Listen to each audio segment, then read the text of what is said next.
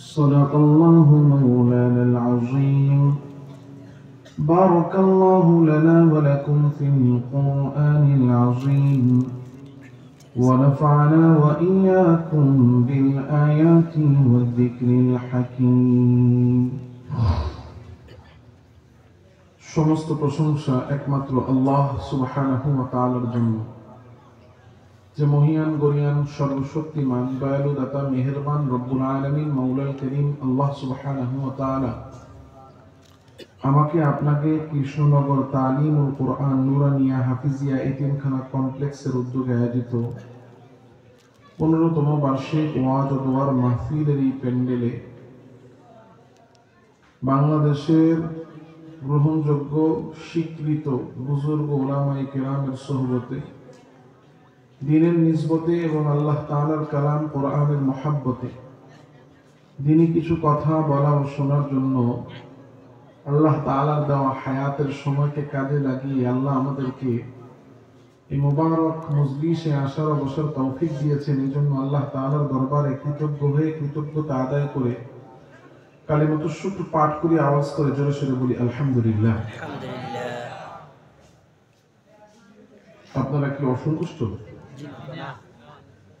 সবাই বললেন না, আওয়াজটা একেবারে কম মনে হলো, সবাই খুশি না। শুকরিয়া আদায় করবো কার? আল্লাহর। জোরে বলেন কার? আল্লাহর। আরো জোরে বলতে হবে কার? আল্লাহর। সুন্দর করে এবার বলি আলহামদুলিল্লাহ। আলহামদুলিল্লাহ। আল্লাহ তাআলা রব্বুল আলামিন আমাদের এই আশা এবং বসা এবং বলা এবং শোনাকে কবুল করেন, বলি আমিন। আমিন। আবার আওয়াজ কমে গেল, জোরে বলেন আমিন। ঘুমায় গেছেন নাকি? ঘুমায় তো যাওয়ার কথা না, কারণ মজলিসটা যেভাবে আপনারা মাশাআল্লাহ মনোযোগ দিয়ে বসে আছেন, এই বসার ধরনে বলে না ঘুমায় আছেন, আর ঘুমায় থাকার সুযোগ নেই। কারণ মুসলমান মুমিন ইমানদার যদি ঘুমায় থাকে, তাইলে কাফের মুমিন কাফের মুশরিকরা তাহলে সুযোগ পেয়ে যাবে। কথা বলে না? মুসলমান থাকতে হবে সজাগ, জাগ্রত, সচেতন, যাতে কাফের মুশরিক বেঈমান নাস্তিক ইসলামের দুশমনেরা যতই চক্রান্ত করুক, যেন ইসলাম দ্বীন ধর্ম দেশ এবং এই দেশের মানুষকে যেন কোনো ক্ষতি করতে না পারে। এজন্য খুব মন দিয়ে মনোযোগের সাথে চৌকান্না সজাগ এবং জাগ্রত থেকে কথাগুলো শুনতে হবে। রাজি আছেন তো ইনশাআল্লাহ? আজকে এই যে এত সুন্দর একটা মাহফিল করা হয়েছে, মাহফিলটা যারা আয়োজন করেছেন তারা কেন করেছেন? আমরা যারা আসলাম, এই মুহূর্তে চাইলে বাসায় বিছানার মধ্যে ল্যাপের নিচে আরাম করতে পারতাম, আরাম আমরা ছেড়ে দিলাম। ঘরে বসে খেতে ঘুমাতে পারতাম, সেই কাজ থেকেও আমরা বিরত রইলাম।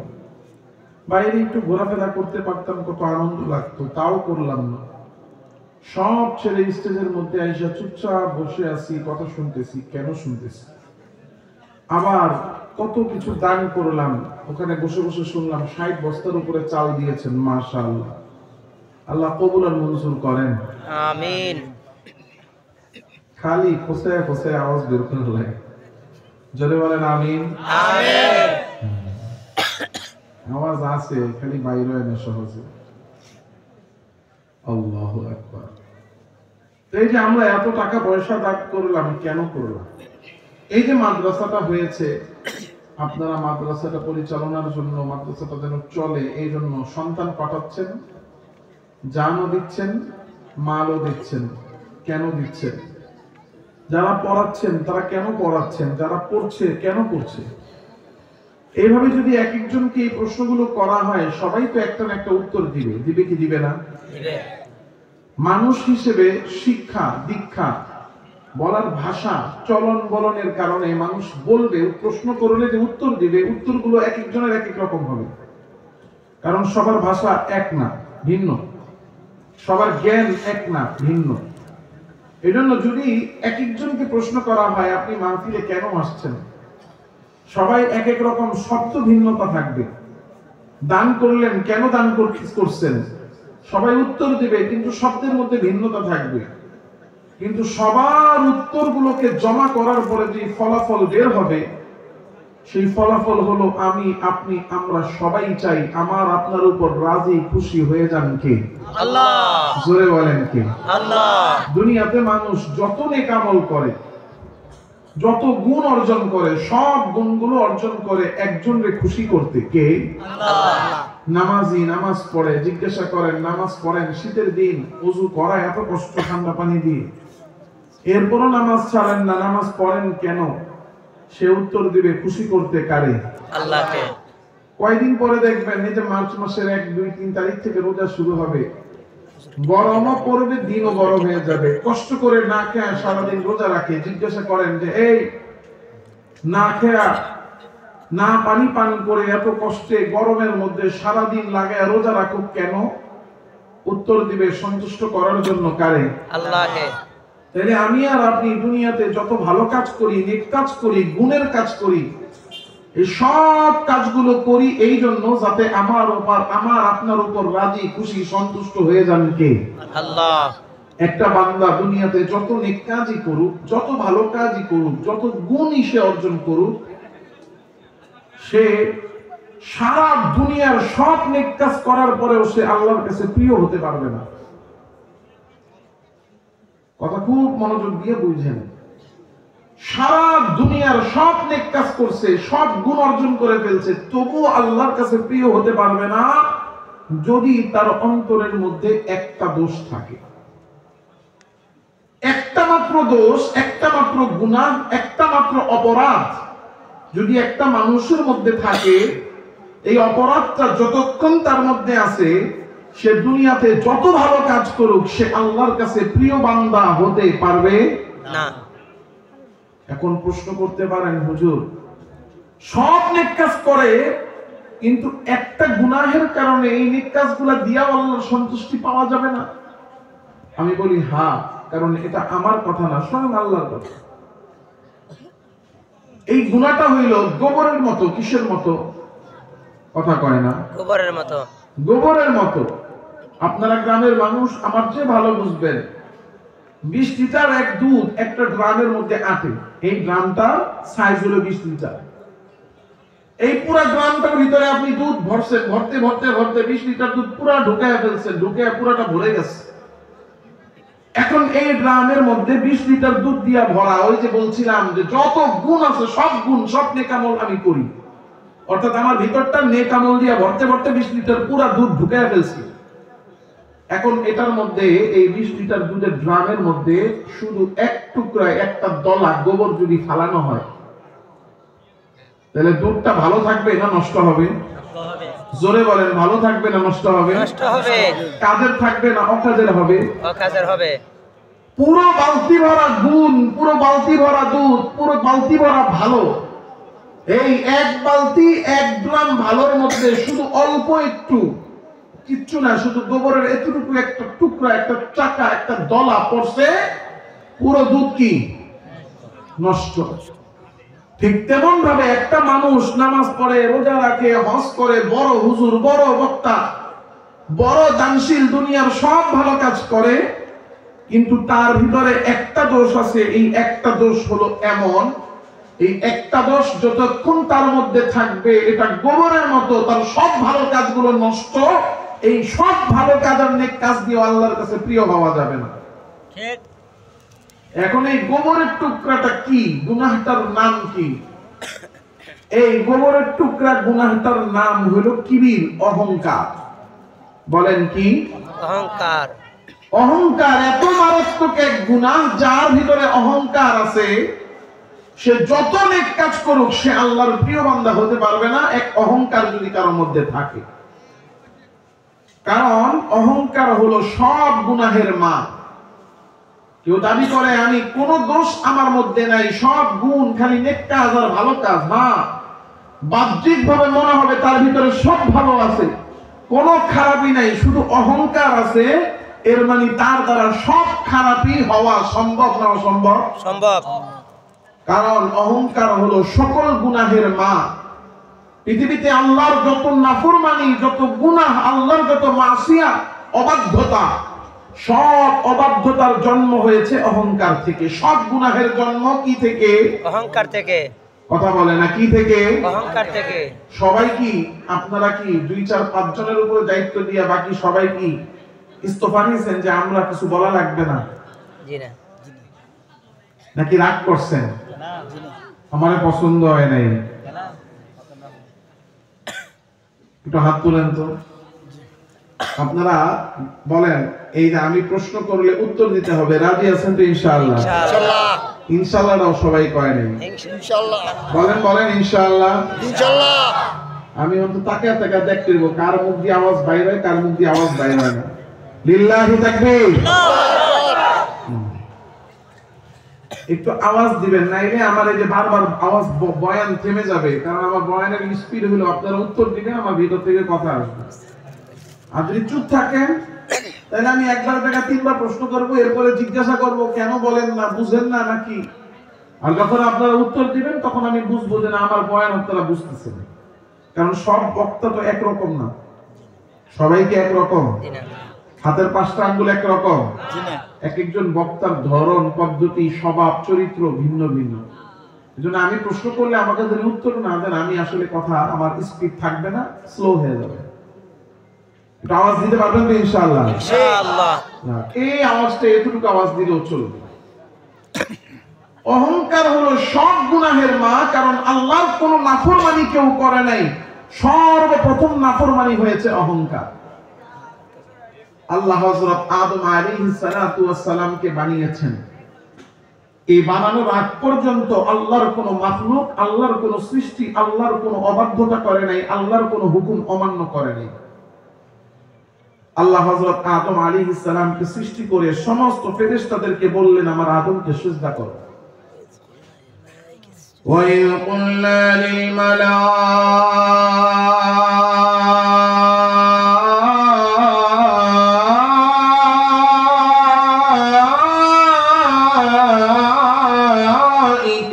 اسْجُدُوا لِآدَمَ।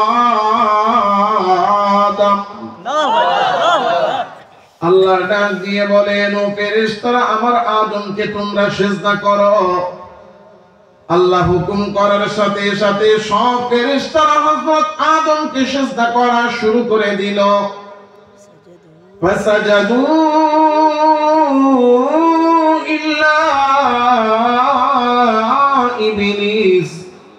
সব ফেরেশতারা সিজদা করে কিন্তু একজন করে না, দাঁড়ায় আছে মিস্টার ইবলিস, সিজদা করে না। আল্লাহ ডাক দিয়ে জিজ্ঞাসা করেন, মা মানাকা আল্লাহ তাসজুদা ইন আমারতু।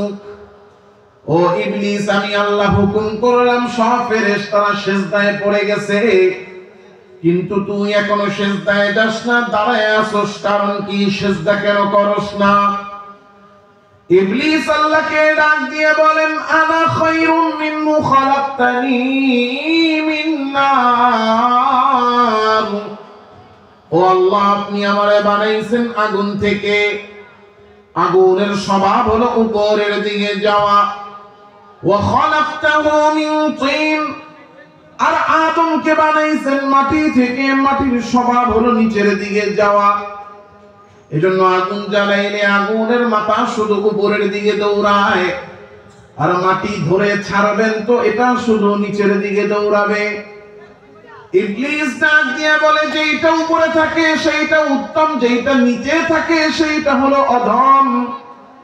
উত্তম আগুনের তৈরি হয়ে আমি অধম মাটির তৈরি আদমকে সিজদা করতে পারি না, কারণ উত্তম কখনো অধমকে সিজদা করে না, অধম উত্তমকে সিজদা করে। আনা খায়রুম মিনহু, যেহেতু আমাকে উত্তম জিনিস দিয়া বানাইয়া উত্তম করেছেন, আমি আদমের চেয়ে শ্রেষ্ঠ, আমি আদমের চেয়ে উত্তম, এই জন্য আমি আদমরে সিজদা করি নাই। আল্লাহ ডাক দিয়ে বলেন, আরে সিজদা করার হুকুম কি তোরে আদম করছেনি? সিজদা না করায় তো আদমের সম্মান কমে নাই, বরং সিজদা না করায় আমি আল্লাহর হুকুম অমান্য হয়েছে। কারণ কাকে সিজদা করতে বলা হয়েছে এইটা তো তোর দেখার বিষয় না, তুই তো দেখবি তোরে হুকুমটা করেছেন কে, অন্য কেউ করে নাই, করেছে তোর মালিক। জোরে বলেন তিনি কে? আল্লাহ।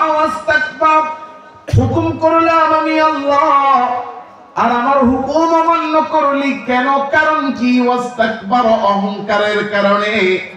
অহংকারের কারণে আল্লাহর হুকুম যদি কেউ অমান্য করে, আমার আল্লাহ ডাক দিয়ে বলেন কানা মিনাল কাফিরিন। যে ব্যক্তি অহংকার দেখাইয়া অহংকারের কারণে আল্লাহ তাআলার কোন হুকুম অমান্য করবে, ওই ব্যক্তির ঈমান থাকবে না, বেঈমান আর কাফের হয়ে যাবে। কোন ব্যক্তি আল্লাহর হুকুম মানতে পারে না। যেমন আমরা এখানে যারা আছি, বুকে হাত দিয়া বলেন, সবাই কি 5 ওয়াক্ত নামাজ পড়ি? জি না। হাও কয় না, নাও কয় না। অনেকেই সবাই কি 5 ওয়াক্ত নামাজ পড়ি? অনেকেই জুমার দিন যেই মুসল্লি মসজিদে থাকে, ফজরে 10 ভাগের 1 ভাগ পাওয়া যায়। এটা কি প্রমাণ করে? যে আমরা সবাই 5 ওয়াক্ত নামাজ পড়ি না।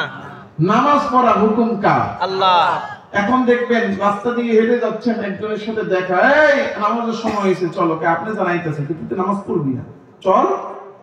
জানো কিন্তু এখন একটু সময় নেই, একটু ব্যস্ততা আছে, একটু কাজ আছে, শরীরটা বেশি ভালো লাগতেছে না, প্যান্টটা ভালো না, অজুহাত দেখায় কি দেখায় না? দেখায়। এখন আপনি বললেন এই নামাজটা পড়া দরকার না, তুই যে নামাজটা পড়স না, কাজটা ঠিক না, ঠিক না। প্রশ্ন করি না আমরা অনেক সময়? জি। এখন উত্তর দিচ্ছি না, আসলে দরকার, কিন্তু কি করুন কোন কাজটা ঠিক না, নামাজটা পড়া দরকার। মানে বুঝাচ্ছে যে আমি নামাজ পড়তেছি না, ভুল করতেছি, অপরাধ করতেছি, স্বীকার করতেছি।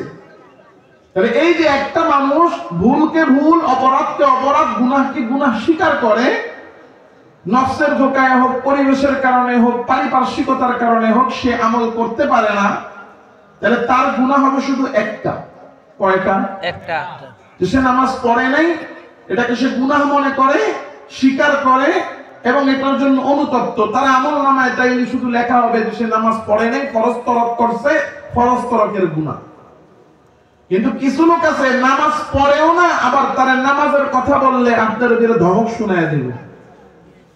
পাতি নেতা আছে না এলাকার মধ্যে কিছু, 80 বছর বয়স হয়ে গেছে, দাড়ি কাটতে কাটতে কাটতে কাটতে এই গালের চামড়া আর চামড়া নাই, দেখলে মনে হয় যেন রাস্তার মধ্যে পিচ ডালাই করছে না, এই পিচ ডালাই। কথা কয় না? গর্ব করে বলে যে আমি অমুক যুদ্ধের সময় এই কাজ করছি, অমুক অমুক সময় এই কাজ করছি, এটা দেখছি, ওইটা দেখছি। খালি গর্ব করে বেড়ায় যে আমরা জাতির শ্রেষ্ঠ সন্তান, কিন্তু নামে মুসলমান, কামে 80 বছর বয়স হয়ে গেছে, চেহারার মধ্যে দাড়িটাও রাখেনি। এই ধরনের পাতি নেতা বৈশা আছে চায়ের দোকানে, পায়ের উপর পাও তুইলা, এক হাতে লইছে একটা চায়ের কাপ, আর এক হাতে লইছে একটা কয়েল, ধোয়া উড়াইতেছে। বুঝেন তো কথা? এখন রাস্তা দিয়ে হাইটা যাওয়ার সময় ইমাম সাহেব দেখলো যে নেতা পুরো এলাকা ঘুরা ঘুরা খালি কয় আমগো শ্রেষ্ঠ কে আছে, আমরা জাতির শ্রেষ্ঠ সন্তান। ওই ফাতি নেতা দেখা যায় চায়ের দোকানে বয়ে রয়েছে, মাগরিবের আজান হয়, পাইছি আজকে মুরব্বী চলেন নামাজটা পড়ি, মেম্বার সাহেব চলেন নামাজটা পড়ি, চেয়ারম্যান সাহেব নামাজ আজান দিয়ে দিছে, নামাজটা পড়বেন না? উনি তো নেতা, ওনারে নামাজের জন্য ডাক দিল, সবার সামনে অপমান করলো। হইছে হইছে হুজুর, যান যান যান, আপনিও তো খেয়ে দেয়া কাম নাই, খালি মানুষের বাড়িতে দাওয়াত খাইবেন, আজান ফুকবেন আর মসজিদে নামাজ পড়বেন, দুনিয়ার খবর কি রাখেন আপনারা? আপনার মতো এত আজাইরা না, আমগো বহুত কাম আছে, আপনার নামাজ আপনিই করেন। কথা কই না? আছে না নাই? জোরে বলেন আছে না নাই? তাহলে নামাজও পড়তেছে না, আবার অহংকার দেখাচ্ছে। আর এই যে কথাগুলো বলতেছে যে আমার নামাজ এখন সময় নাই, ব্যস্ততা আছে, আর আপনি যান, এই কথাটা বললো কি দেখায়া? অহংকার দেখায়। কথা কয় না? অহংকার। আপনি ডাকলেন আল্লাহর ফরজের দিকে, আর সে দেখাচ্ছে অহংকার। আল্লাহর হুকুম মানতে না পারা, এটা হলো একটা গুনাহ, কিন্তু আল্লাহর হুকুম অমান্য করা অহংকারের সাথে, আল্লাহ তাআলা নিজে ফতোয়া দিচ্ছেন যে অহংকারের দেখাইয়া আল্লাহর হুকুম অমান্য করবে, তার ঈমান থাকবে না চলে যাবে? চলে যাবে। কথা কয় না? চলে যাবে, ঈমান থাকবে না। ফতোয়া দিচ্ছেন কে? আল্লাহ। যেমন ইবলিস, আল্লাহ তাআলা রব্বুল আলামিন বলেছেন যে আমার হুকুম অমান্য করেছিস, আদমকে সিজদা করস নাই, কারণ কি জন্য? অহংকারের কারণে। এই অহংকারের কারণে আল্লাহর হুকুম অমান্য করায় আল্লাহ তাআলা কাফের ঘোষণা করে শাস্তি দিচ্ছেন। কি শাস্তি আল্লাহ দিচ্ছেন? فاخرج منها فإنك رجيم।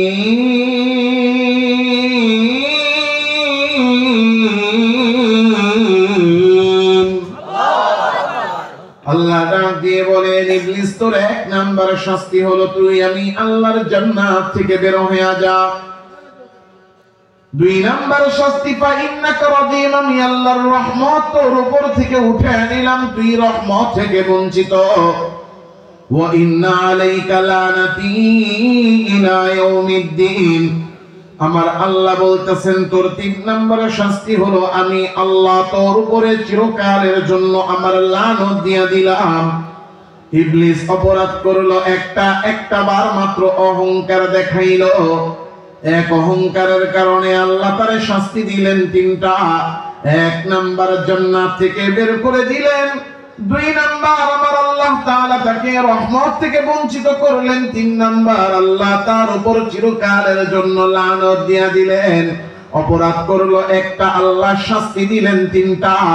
এক অপরাধের কারণে যদি তিনটা শাস্তি হয়, এরপরেও এত বড় বড় তিনটা শাস্তি, যেই অপরাধের কারণে এত বড় বড় তিনটা শাস্তি হলো, ও কুমিল্লার বাবাজিরা ভাইরা বলেন তো, যেই অপরাধের কারণে একটা অপরাধের কারণে এত বড় বড় তিনটা শাস্তি হয়, ওই অপরাধটা ছোট অপরাধ না বড় অপরাধ?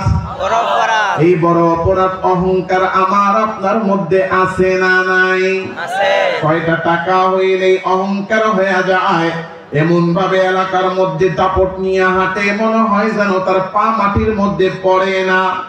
একটু ক্ষমতা পাইছে, একটু পাওয়ার পাইছে, একটু নেতৃত্ব পাইছে, তো এমন অহংকার কইরা জমিনের মধ্যে হাঁটে, দুই হাতে দুইটা চারটা মোবাইল নেয়, হাত দুইটারে ছড়াইয়া বুকটারে ফুলাইয়া রাস্তা দিয়া এমন ভাবে হাইটা যায়, দেখে মনে হয় যে মানুষ না জানো একটা রোবট হাইটা যায়।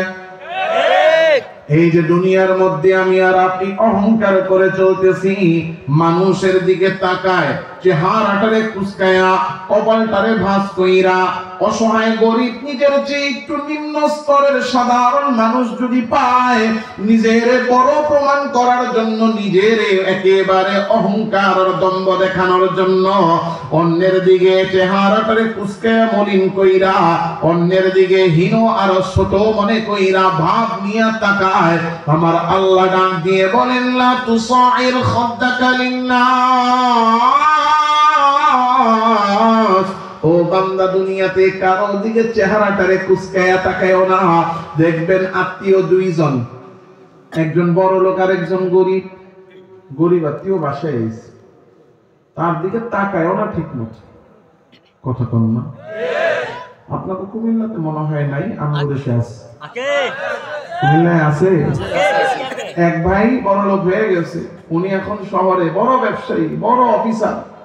গ্রামের থেকে ভাতিজা একটা গেছে, যাওয়ার পরে বাড়িতে টের পাইছে যে গ্রাম থেকে ভাতিজা আইছে বা গ্রাম থেকে কেউ আইছে। টের পায়াও তাকায়ও না, হন হন করে ভিতরে ঢুকা যায়। যাওয়ার পরে গিয়া গেদির মারে কে, গেদির মা আইছে কি লিগা? আপনার কাছে আইছে, কল্লা কথা কর সময় কি আমার আছে? তখন কি করবো? তুমি কথাবার্তা কয়ে বিদায় দিয়ে দিবা না? আমার কাছে কি কইব? আপনার লোক আইসে দেখা করতে, আমার কাছে কি কইব কি কি চায়? আমার কি এত সময় আছে এখন আমি কি আল্লাহর কথা কমু? আপনি গিয়ে একটু এরপর কি করবেন? আইসে এখন তো কথা না কেউ বিদায় করতে পারবেন না, যান গিয়ে একটু কথাকে বিদায় করে দিয়ে আসেন। এখন গেছে গিয়া তাকে আমার কি খবর? আসসালামু আলাইকুম চাচা, কেমন আছেন? আসি আর কি কোন রকম, মানে বুঝাই যাই ভালো ছিলাম, তুই আহার পরে আমার ভালো থাকা শেষ। চেহারাটারে কুচকায়া, কপাল ভাঁজ কইরা, নিজের বড় মনে কইরা, অহংকার দেখাইয়া, সামনে থাকা মানুষটারে ছোট হীন মনে কইরা তাকানোর অভ্যাস আমাদের আছে না নাই? আল্লাহ বলেন, লা তুসাইর খাদ্দাকা লিন্নাস,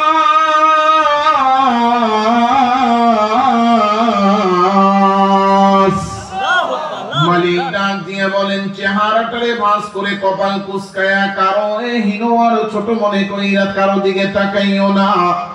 আর দুনিয়ার জমিনে তুমি অহংকার আর দম্ভ করে হেঁটো না।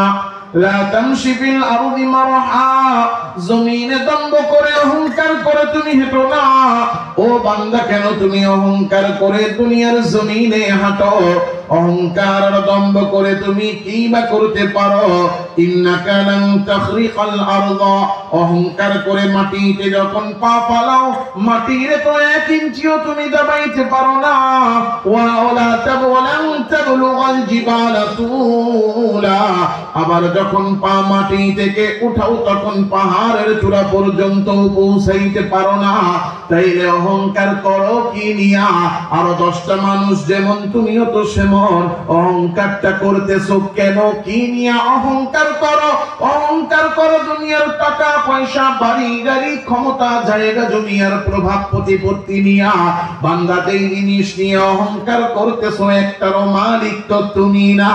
কারণ যেদিন দুনিয়াতে আসছো ওই দিন টাকা পয়সা, ক্ষমতা, বাড়ি গাড়ি, সম্পদ তুমি নিয়ে আসো নাই। আসার সময় এসেছো খালি হাতে। না না, শুধু খালি হাতেই তুমি আসো নাই, একেবারে জামা কাপড় সারা বিবস্ত্র অবস্থায় মায়ের পেট থেকে কান্না করতে করতে একেবারে অসহায় অবস্থায় তুমি দুনিয়াতে আসছো। দুনিয়াতে আসার পরে আল্লাহ ব্যবহারের জন্য দুনিয়ার আসবাব টাকা পয়সা তোমাকে দিয়েছে। কয়টা দিন তুমি ব্যবহার করবা? ব্যবহার হয়ে গেলে আবার যাওয়ার সময় হবে, চলে যাবা। মালাকুল মাউত এসে তোমার জানটা কবজ করবে। যা আছে সব রাইখা খালি হাতেই রওনা দিবা।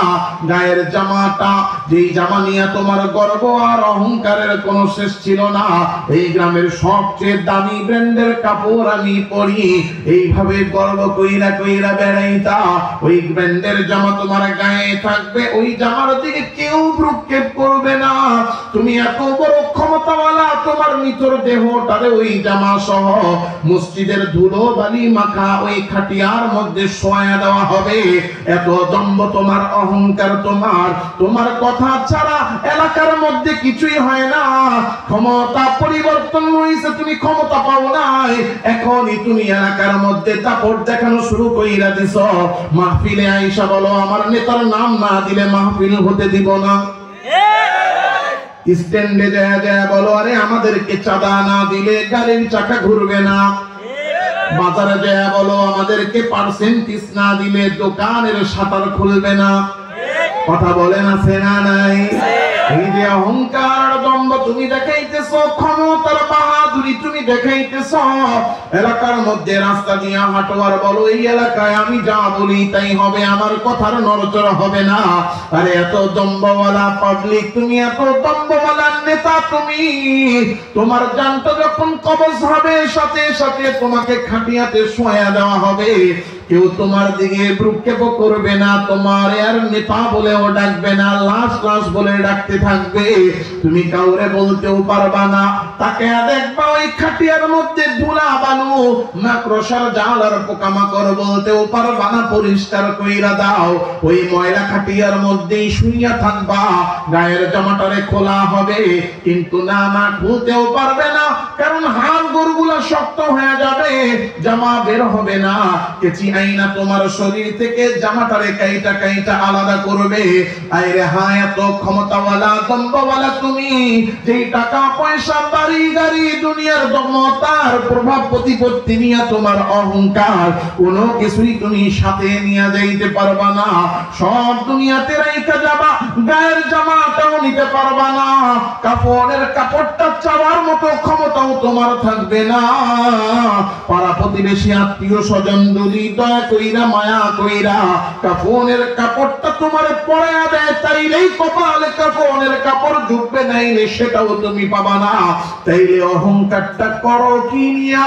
জানিয়া অহংকার করো, তার মালিক তো তুমি না। কারণ ওইগুলা নিয়াও আসো নাই, নিয়াও যাইবা না। যেই জিনিস নিয়া তুমি গর্ব করো সব হলো আসমান আর জমিনের ভিতরের জিনিস, ওইগুলা জায়গা মতো থাকবে, তুমি চলে যাবা। কারণ তাকে দেখো এই মাটির দিকে, 100 বছর আগেও এই জমিন ছিল, আর 100 বছর পরেও এই জমিন থাকবে। 100 বছর বছর আগে তুমি ছিলা না, 100 বছর পরেও তুমি থাকবা না। 100 বছর আগে তোমার মতো একজন বইলা বেড়াইতো এটা আমার জমি, আমার জমি। কথা কয় না? 100 বছর পরে আবার অন্য একজন বলবে এটা আমার জমি, আমার জমি।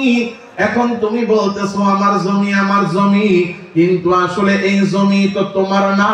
কারণ আসমান আর জমিনের জিনিস, এই একটা জিনিসের মালিক তুমি না। ক্ষণিকের জন্য পেয়েছো ব্যবহার করতে, ব্যবহারের জন্য পাইয়া কোনো অহংকার আর গর্ব করতে হয় না। গর্ব যদি করতে হয় করবেন তিনি, আসমান আর জমিন এবং তার ভিতরের সব কিছুর মালিক যিনি, তিনি কে? ওয়ালাহুল কিবরিয়াউ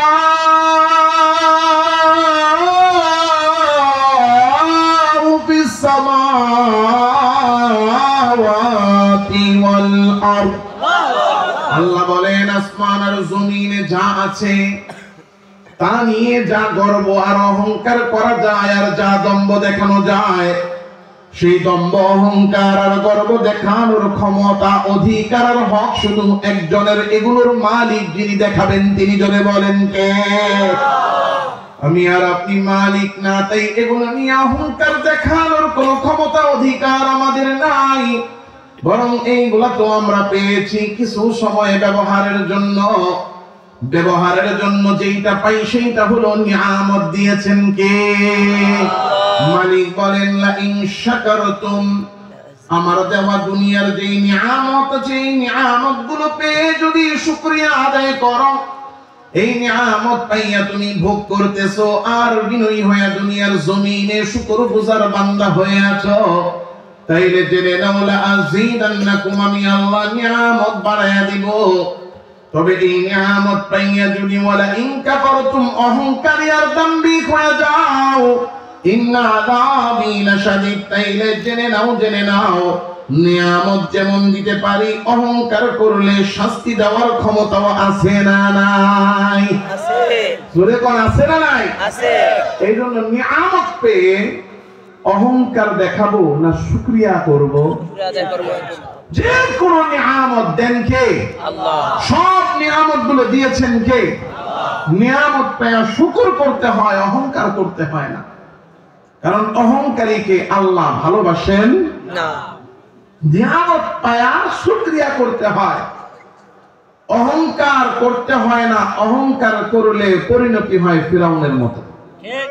কথা কয় না? ঠিক। কারণ আল্লাহ ফিরাউনেরও নিয়ামত দিয়েছে। কিসের নিয়ামত? ক্ষমতার নিয়ামত, বাদশাহীর নিয়ামত। আল্লাহ তাআলা রব্বুল আলামিন ফিরাউনকে বানাইছে বাদশা। বাদশা হয়ে কপাল পোড়া ফিরাউন নিজেই নিজের খোদা দাবি করা শুরু করেছে। নাউজুবিল্লাহ বলবেন না? নাউজুবিল্লাহ। আল্লাহ তাআলা নিজে বলতেছেন সূরাতুল কসসে, ইন্না ফিরাউনা আলা ফিল আরদ। ফিরাউন যখন বাদশা হইল, ওয়াজআলা আহলাহা শিয়া, তখন বাদশা হওয়ার পরে সব বড় বড় পদে মন্ত্রী, উজির, নাজির, সচিব, আমলা, কামলা থেকে শুরু কইরা সরকারি যত পোস্ট, এই সব পোস্টে নিজের যত চামচা আছে এই চামচাটিরে বসানো শুরু করছে। এই অভ্যাস বর্তমানেও আছে না নাই? যোগ্যতার খবর নাই, অযোগ্য, অথর্ব, কিন্তু আমার দলের লোক, তাইলেই চাকরি ওপেন। কথা কয় না? এই কাজ ফেরাউন থেকে শুরু হয়েছে। ফেরাউন যখন এই কাজ করছে, এখন সব তো নিজের লোক। এখন ফেরাউন দিন রে রাত কইলেও রাত, দিন রাত্রে দিন কইলেও দিন। কথা কয় না?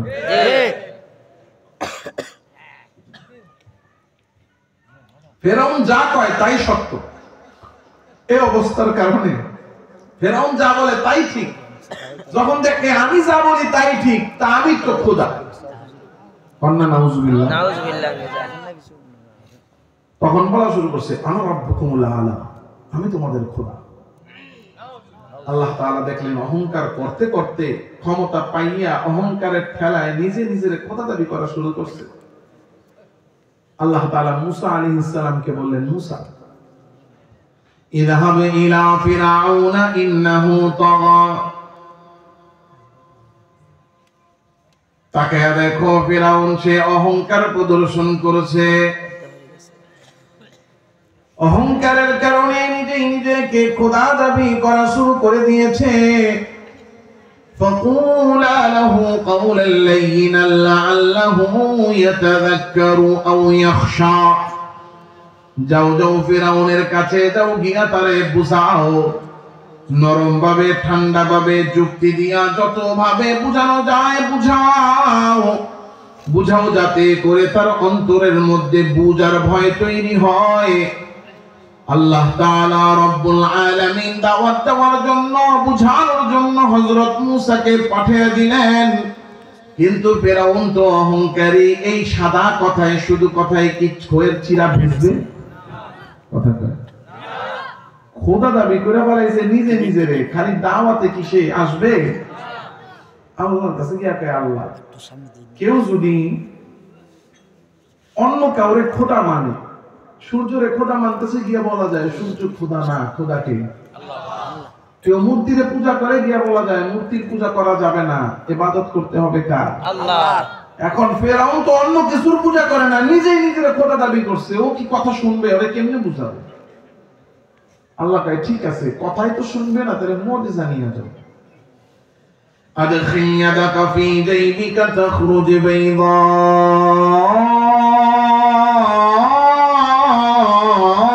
মিন গায়রি সু।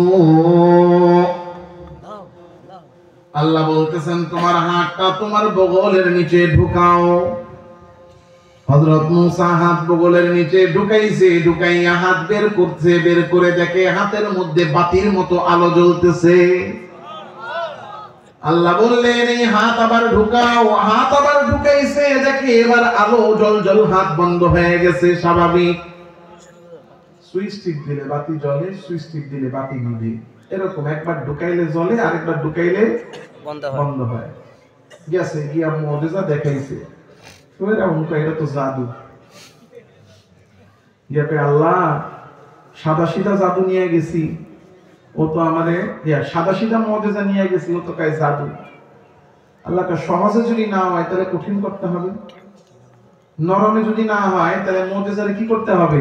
কঠিন করতে হবে, শক্ত করতে হবে। শক্ত জিনিসের নাম কি? মা তিনিকা বিয়ামিনিকা ইয়া মূসা। মূসা তোমার হাতের মধ্যে কি যেন দেখা যায়, এটা কি? আলাহিয়া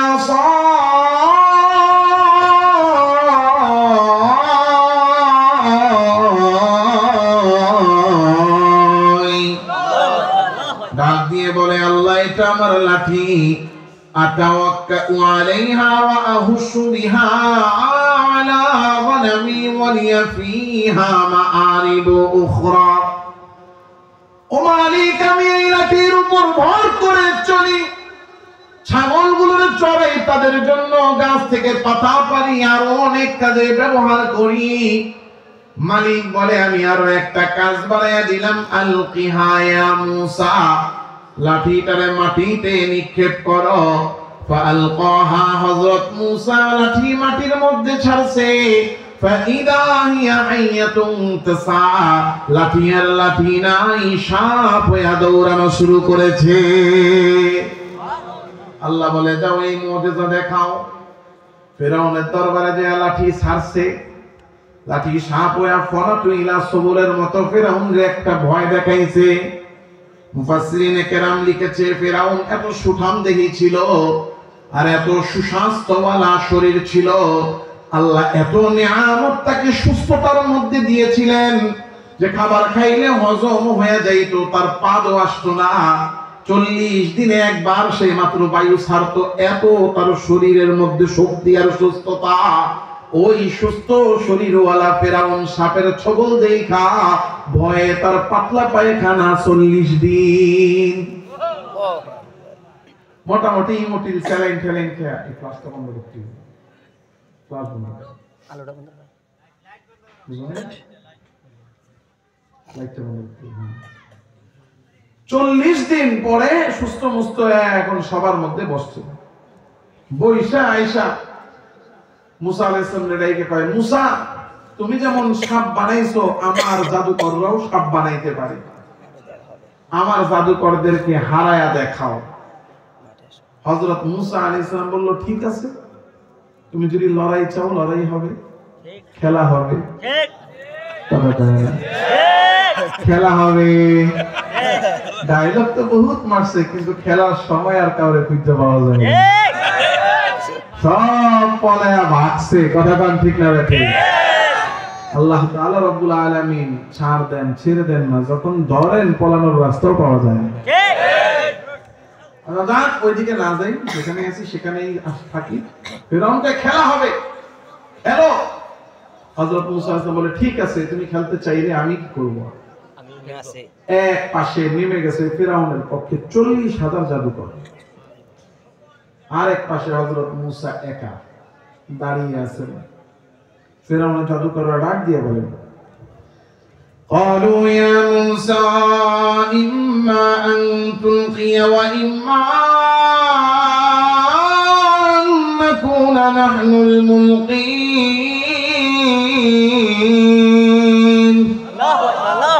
মুসা, তুমি আগে জাদু দেখাইবা না আমরা আমাদের জাদু দেখাবো?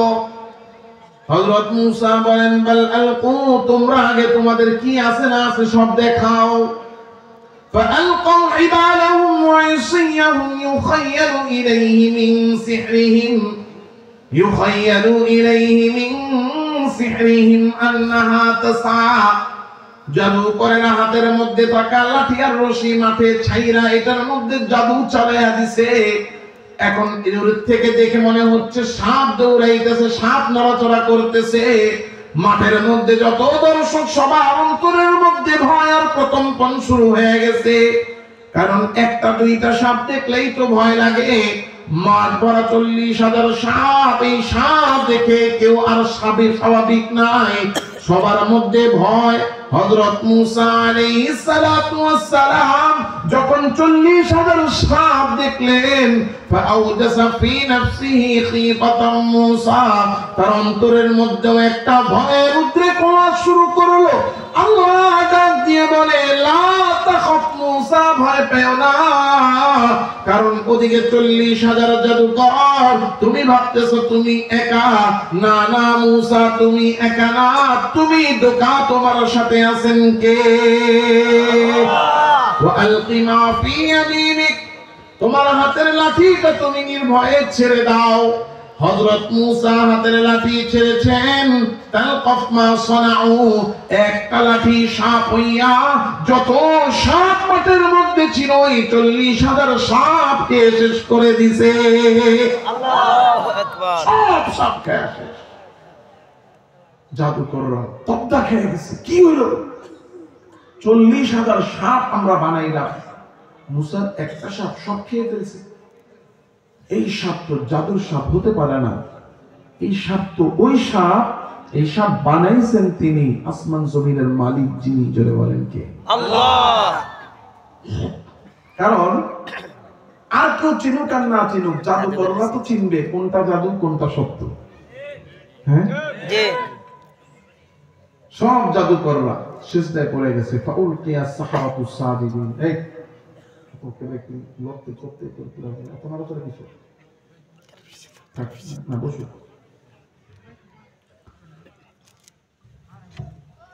সব জাদুকররা সিজদায় পড়ে গেছে, সিজদায় পড়ে কান্নাকাটি শুরু করেছে। আল্লাহ, ভুল করছি, বুঝতে পারি নাই, ফেরাউন রে খোদা মনে করছি, কিন্তু ফেরাউন তো খোদা না, খোদা কে? আল্লাহ। قالوا آمنا برب العالمين رب موسى وهارون। এতদিন বুঝি নাই ফেরাউন রে খোদা মানছি, ফেরাউন খোদা না, বরং খোদা তো তিনি আসমান আর জমিন বানিয়েছেন, যিনি ফেরাউন আর আমাদের রব, তিনি মুসা আর হারুনের রব। তিনি জোরে বলেন কে? আল্লাহ। ঈমান আল্লাহ ওই রবের উপরে যিনি আসমান জমিন জগৎ সমূহ বানিয়েছেন। ফেরাউন তাকে দেখে আয় হায়, আমার জাদু করেরা হারলো মুসার সাথে আবার সিজদায় পড়া তার খোদার উপর ঈমান আনলো। আমার তো ইজ্জত গেল, খোদাগিরিও গেল, সব চইরা গেল, কি করব? পাশের থেকে আয়েশা বুদ্ধি দেয়, তাড়াতাড়ি ডাইকা আইনা কাঠ গড়ায় উঠে বিচার শুরু করেন, কারণ বিচার না করলে সবাই ভাববে আপনি হাইরা গেছেন। ফেরাউন তাড়াতাড়ি করে সব জাদুকরদেরকে মিথ্যা মামলা দিয়া কাঠ গড়ায় দাঁড় করায় বলা শুরু করে দিল, আমানতুম লাহু ক্বাবলা আন আযানা লাকুম। ও জাদুকরেরা, তোদেরকে খাওয়াই আমি, পড়াই আমি, জাদু শিখাইলাম আমি, বেতন দেই আমি, কিন্তু আমার পক্ষে নাই মা ইচ্ছা কইরা মুসার সাথে হারলি। কারণ হলো ইন্নাহু লাকাবীরুকুম আল্লাযী আল্লামাকুমুস সিহর। মুসা জাদুকর, তোরাও জাদুকর। মুসা হলো ওস্তাদ, তোরা হলো ছাত্র। একজোট হইয়া আমার বিরুদ্ধে ষড়যন্ত্র করেছিস, তোদের বিরুদ্ধে মামলা, আমার বিরুদ্ধে ষড়যন্ত্র করার কারণে এখন শাস্তি হবে। এমন মিথ্যা মামলা, মিথ্যা দাবি বর্তমানেও আছে না নাই? দেখবেন রাতের অন্ধকারে দল বাইদা ইস্তেমার ময়দানে ঢুইকা সাধারণ নামাজরত মুসল্লিরা তাহাজ্জুদে ছিল, ঘুমায়া ছিল, তাদের উপরে আক্রমণ করলো। শুধু আক্রমণই করে নাই, কারো হাত ভেঙে ফেললো, পা ভেঙে ফেললো, মাথা ফাটায়া ফেললো। একজন না বরং চারজন নামাজরত ঘুমন্ত মুসল্লিকে শহীদ করে দিল। এখনো তারা এই সাংবাদিক সম্মেলন করে আর বড় বড় মিথ্যা দাবি করে, আছে না নাই? কতটা নির্লজ্জ হতে পারে মানুষ? এতটুকু অনুশোচনা নাই যে যার সাথে এক প্লেটে বৈশাখ খানা খাইলাম, যাদের সাথে মসজিদে এক লাইনে গাছ করলাম, তাদের গায়ে কেমনে হাত তুলিয়া কত হিংস্রতা যে মারতে মারতে মেরেই ফেলছে। তার অনুমতি হয় না যে আমার রাস্তাটা কোথায়, আমি কি ভালো পথে আছি, সঠিক পথে আছি না ব্যাঠিক পথে আছি। কোন ইমানদারকে শত্রু মনে করা এবং তাকে মেরে ফেলাকে জায়েজ মনে করা নিরপরাধ, এটা ইমানের কোন পর্যায়ে পড়ে? এটা কি ইমানের আলামত? এটা কি ইমানের মেহনতের আলামত হতে পারে? কথা কন না কেন? আমাদের কথাগুলো অনেক সময় আওয়াজ জোরে হয়, এরা আমাকে বিরুদ্ধে হুঙ্কার দিচ্ছে না। ইমানদার ভাই, আল্লাহ কলবটা দিছে, কলবটারে খুলে যদি নিজে চিন্তা না করে, নিজের বিবেক কাজে না লাগান, আল্লাহ নিজে বলতেছে যে লাহুম কুলুব লা ইয়াফকাহুনা বিহা, অন্তর আছে তাও চিন্তা করে না। আযান লা ইয়াসমাউনা বিহা, কান আছে যতই বলা হোক শুনতেছে না। আয়ুনুন লা ইউবসিরুনা বিহা, একেবারে সুস্পষ্ট বিষয় সামনে ক্লিয়ার, চোখ দিয়ে এরপর দেখতেছে না। কথা বলেন। এখানে যদি ওই গ্রুপের লোক থেকেও থাকেন, বুঝার জন্য আবার বলি, আমি এখানে আসছি, এসে আমি দুইটা কথা বললাম। এই মাদ্রাসার একজন হুজুর আছে, মসজিদের একজন ইমাম সাহেব আছেন, ইমাম সাহেব ধরে নিলাম হক। এই যে ব্যক্তির জন্য, সাদ সাহেবের জন্য এত মারামারি তাবলীগের কাজের মধ্যে, 100তে 100 ধরে নিলাম সাদ সাহেব হক, মেনে নিলাম। আচ্ছা, মেনে নিলাম তিনি হক, 100তে 100 মেনে নিলাম তিনি হক। কিন্তু একটা মানুষের মধ্যে যদি উম্মতের উপরে দরদ থাকে, তাবলীগের কাজের উপর দরদ থাকে, তাবলীগের কাজকে যদি তিনি ভালোবাসেন, উম্মতকে যদি ভালোবাসেন, দাওয়াতের কাজ চলুক, এই চাওয়া যদি তার অন্তরের মধ্যে থাকে, তিনি যখন দেখলেন আমি আমির হওয়া না হওয়াকে কেন্দ্র করে পুরো দুনিয়া দুই ভাগ হয়ে গেছে, এবং ভাগ হয়ে মারামারি করতে করতে করতে করতে এমন পর্যায়ে চলে আসছে যে এক মুসলমান আরেক মুসলমানের রক্ত ঝরাচ্ছে, তাবলীগের কাজটা নষ্ট হয়ে গেছে, দেখার পরেও যদি তার অন্তরের মধ্যে এই অনুভূতিটা না জাগ্রত হয় যে ঠিক আছে, আমি তো শুধু যদি এতটুকু বলি যে আমার আমিরগিরির দরকার নাই, সবাই মিলেমিশে কাজ করব, এই একটু কথা যদি বলি, তাইলেই তো সব সমস্যার সমাধান হয়ে যায়। তো যদি আমি কল্যাণকামী হই, উম্মতকে ভালোবাসি, তাবলীগের কাজকে যদি ভালোবাসি, দাওয়াতের কাজ চলুক, এই কামনা, এই কল্যাণকামীটা যদি আমার মধ্যে থাকে, তাইলে আমি তো আর আমার চেয়ারের জন্য, আমিরগিরির জন্য সারা পৃথিবীর কাজকে তো আমি নষ্ট করতে পারি না। আমি উদ্যোগ নিচ্ছি না, নিজেকে আমি দাবাচ্ছি না, নিজেকে আমি নরম করতেছি না, এটাই প্রমাণ করে যে আমার ভিতর ঠিক নেই। আপনি মাইর খাইতেছেন, আপনি আপনার ভাইকে মারতেছেন, আপনি চিন্তা করে দেখেন মুসলমানের রক্তের দাম কত। আল্লাহ রাসূল হাদিসে বলেছেন, কেউ যদি কাবা ঘর হাতুড়ি দিয়া পিটে পিটে ইট খুইলা খুইলা ভাঙে, এটা আল্লাহর কাছে যত বড় গুনাহ, একটা নিরপরাধ মুসলমানকে তার রক্ত ঝরানো এর চেয়ে বড় গুনাহ। কাবা ঘর ভাঙার চেয়ে বড় গুনাহ একজন নিরপরাধ মুসলমানের রক্ত ঝরানো। আর সেই রক্ত ঝরাচ্ছি কেন? দাওয়াতের নামে, তাবলীগের নামে, দ্বীনের নামে। আল্লাহ আমাদেরকে বুঝ দান করেন, আমিন। মানুষ যখন অহংকারী হয়, তখন অহংকার, ওই যে শুরুতে বলেছি, আমার কথা একটু ডাইনে বায়ে যাবে ঠিক, কিন্তু মূল পয়েন্টের থেকে একটু সরবে না। অহংকার সব গুনাহের মা। মানুষের অন্তরে যখন অহংকার জন্ম হয়, এই অহংকার থেকে সে মিথ্যা কথা বলে, মিথ্যা দাবি করে। কথা বলে না? আমার চেয়ার টিকায় রাখতে হবে। এখন আপনি তাকে দেখেন, প্রায় 1000 খানেক মানুষ মারা গেছে জুলাই আগস্ট মাসে। কথা বলেন। আচ্ছা,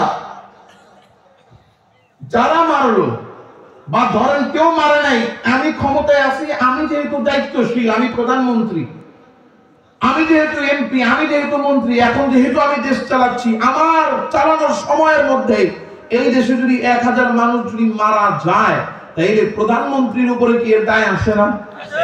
কথা বলেন, আসে কি আসে না?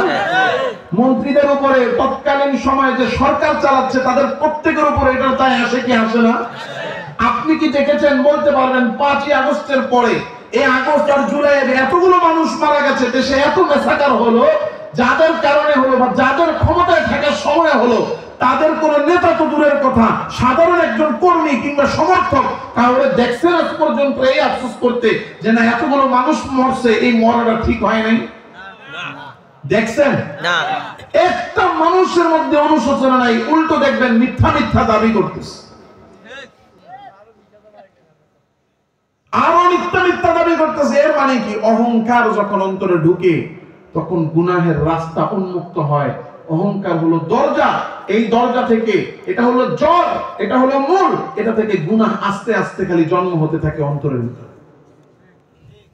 মিথ্যা মামলা দিল, দিয়া এবার করলো জুলুম, চূড়ান্ত জুলুম। কি জুলুম? কয় তোরা আমার কথা মানুষ নাই, তোদের হাত দুইটা কেটে দিব।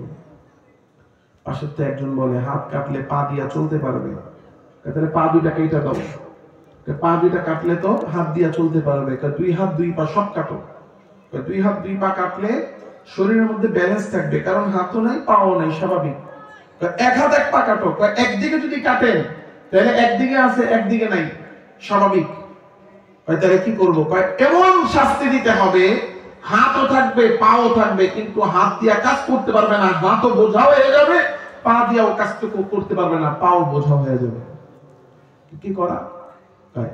لَأُقَطِّعَنَّ أَيْدِيَكُمْ وَأَرْجُلَكُمْ مِنْ خِلَافٍ وَلَأُصَلِّبَنَّكُمْ أَجْمَعِينَ।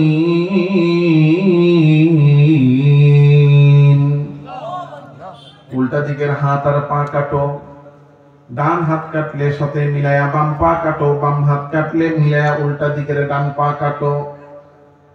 এইভাবে একজনের উল্টা দিকের হাত আর পা কাটা হলো। একটা হাত আছে, একটা পা আছে, একটা হাত নাই, একটা পা নাই, একেবারে ব্যালেন্স ছাড়া পইরা রইছে। এরপরে এই জাদুকরদেরকে ধইরা ধইরা লা মুসাল্লিবান্নাকুম শুলের মধ্যে চড়ায়া মারা হলো।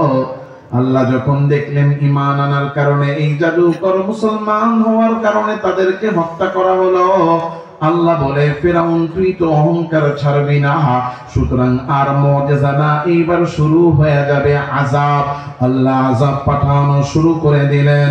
ফাআরসালনা আলাইহিমুত তুফান,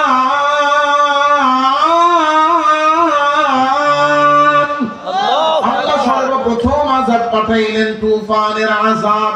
তুফান শুরু হইছে, বন্ধ হওয়ার নাম নাই। মুফাসসিরিনে কেরাম লিখেছেন 7 দিন, কেউ 14 দিন, কেউ 21 দিন, কেউ 20 দিন, কেউ 24 দিন একটানা তুফান চলতেছে। তুফান শুরু হইছে তো হইছে, বন্ধ হওয়ার কোনো নাম নাই। আইরে হায়, তুফানে বাড়ি ঘর ক্ষেত খামার সব লন্ড বন্ধ হয়ে গেছে, দৌড়ায় গেছে ফিরাউনের কাছে। মহামান্য ফিরাউন তাড়াতাড়ি তুফান বন্ধ করেন, নাইলে তো আমাদের জান জীবন চলে যাবে। ফিরাউন কেমনে তুফান বন্ধ করবে? বন্ধ করার ক্ষমতা তো ফিরাউনের নাই, কারণ তুফান পাঠাইছেন যিনি, বন্ধ করলে করতে পারেন তিনি। জোরে বলেন কে? হয় নাই জোরে বলেন কে? আরো জোরে চিৎকার মেরে বলেন কে?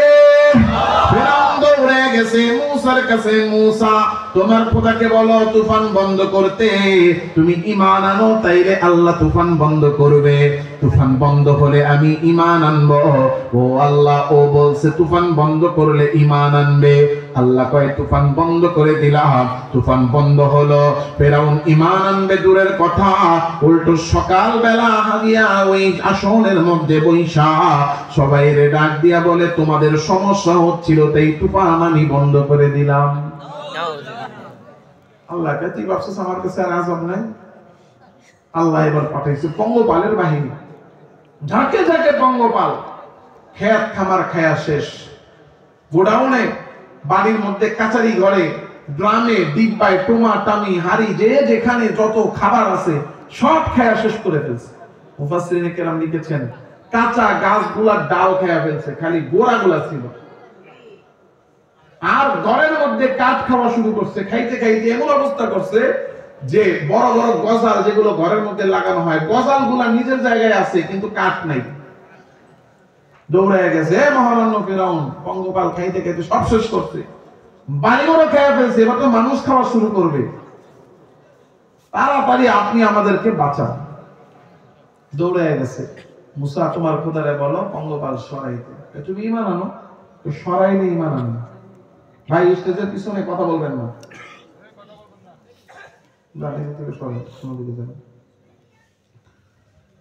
পঙ্গপাল সরাও, তুমি আগে ঈমান আনো। আপনারা কি বিরক্ত হচ্ছেন? ছেড়ে দিব? তাড়াতাড়ি শেষ করতেছি, টেনশন করবেন না, রাগ করেন না। আপনারা একটু দোয়া করেন আল্লাহ যেন সুস্থ রাখেন। শরীরটা বেশি ভালো না। আমি যে মোটামুটি মানে কথা বলতে বলতে 1 ঘন্টা বলে ফেলছি, হয়ে গেছে 1 ঘন্টা। এত সময় কথা বলতে পারবো আমি বুঝতে পারিনি। তো ক্ষমতা দেওয়ার মালিক কে? আল্লাহ। আলহামদুলিল্লাহ, আপনারা বৈশা আছেন, মনে হচ্ছে শুনতেছেন, এই জন্য আল্লাহ তাআলা হয়তো বের করতেছে। এরপরে 2-1 জন তো না বুঝলে একটু ডিস্টার্ব করে মাঝে মাঝে। আল্লাহ যেন উপকারী কথা বলার এবং বোঝার আমাদের তৌফিক দেন, বলেন আমিন। মুসা, তোমার খোদারে বলো পঙ্গপাল খেদাইতে। তুমি ঈমান আনো। ঈমান আনবো, আগে সরাইতে বলো। আল্লাহ সরাইতে বলে, পরে ঈমান আনবে। আল্লাহ কয় ঠিক আছে, যা দিলাম সরাইয়া দিছে। ঈমান আনে না, উল্টারও গিয়া কয় পঙ্গপাল আমি খেদাইছি। আল্লাহ কয় ঠিক আছে, তুই ভাবছিস আর আযাব নাই।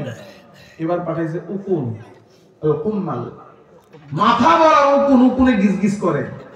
এখন সবার মধ্যে বসে সবাই খালি মাথা চুলকায়। উকুনে কামড়ায়া খাইতে খাইতে মাথা থেকে মগজ পর্যন্ত চলে গেছে।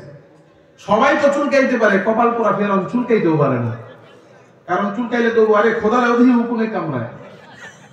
দেখিয়া গেছে মহামান্য ফেরাউন, তাড়াতাড়ি উকুন খেদান। গেছে মুসা, তোমার খোদারে উকুন খেদাইতে। কয় তুমি আগে ঈমান আনো। দেহি উকুনে তোমার খোদার কথা শুনে কিনা। এই ছোট উকুন যদি তোমার খোদার কথা না শুনে, আমি শুনুন কে? দেখছেন শয়তান। আল্লাহ তাআলা রাব্বুল আলামিন যা এবারও সরাই দিলাম, ঈমান আনো। কপাল পোড়া ঈমান আনে না, উল্টারও গিয়া কয় আমি হুকুম খেদাইছি। আল্লাহকে ভাবছো আমার কাছে আযাব নাই। এবার আল্লাহ আযাব পাঠাইছে, ব্যাঙের আযাব। কিসের আযাব? যেখানে যায় ব্যাঙ, বিছনায় গেছে ঘুমাইতে, গিয়া দেখে ব্যাঙে বিছনা দখল করে রাখছে। খাইতে গেছে, মনে করেন ভাত রান্না করা, পাতিলের ঢাকনা উঠাইছে, দেখে ভিতর থেকে লাফায় লাফায় ব্যাঙ বেরোয়। খাইতেও পারে না, ঘুমাইতেও পারে না, কোনো জায়গায় বসতেও পারে না। যা কি আর করবে, দিন শেষে একটা চাপ দিছে পেটের মধ্যে। টয়লেটে গেছে, লুঙ্গি উঠে আর বসছে, নিচের থেকে ব্যাঙ লাফ দিয়ে উঠছা, মেশিন টেশিন যা আছে লাড়া দিয়া রয়েছে। মুসা, তোমার খোদারে বলো ব্যাঙ খেদাইতে। তুমি ঈমান আনো। আগে খেদাও, পরে ঈমান আনো। আল্লাহ সরাই দিছে, কপাল পরে ঈমান আনে না, ইয়া কয় আমি ব্যাঙ খেদাইছি। নাউজুবিল্লাহ। আল্লাহ এবার আযাব পাঠাইছে, রক্তের আযাব। রক্তের আযাব এত মারাত্মক, বোতল ভরা পানি।